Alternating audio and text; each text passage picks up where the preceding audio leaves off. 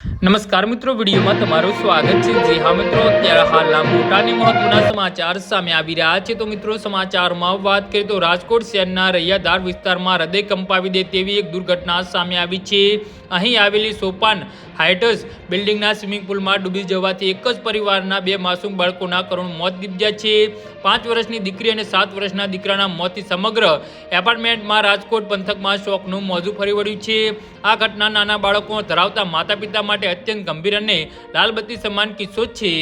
જી હા મિત્રો, અત્યારે હાલ મોટા અને મહત્વના સમાચાર સામે આવી રહ્યા છે। બાળકો ઘરે રમી રહ્યા હતા ત્યારે અચાનક ઘરનો દરવાજો ખુલીને એપાર્ટમેન્ટના સ્વિમિંગ પુલ પાસે પહોંચી ગયા હતા। પરિવારજનોને જાણ પણ નહોતી કે બાળકો સ્વિમિંગ પુલ તરફ ગયા છે। રમતા રમતા બંને બાળકો પુલના ઊંડા પાણીમાં ગરકાવ થઈ ગયા હતા। લાંબા સમય સુધી બાળકો ન દેખાતા શોધખોળ શરૂ કરવામાં આવી હતી, જેમાં બંને પુલમાંથી અચેત અવસ્થામાં મળી આવ્યા હતા। તાત્કાલિક તેમને સારવાર અર્થે રાજકોટ સિવિલ હોસ્પિટલ ખસેડવામાં આવ્યા હતા, પરંતુ ફરજ પરના તબીબોએ તેમને મૃત જાહેર કર્યા હતા।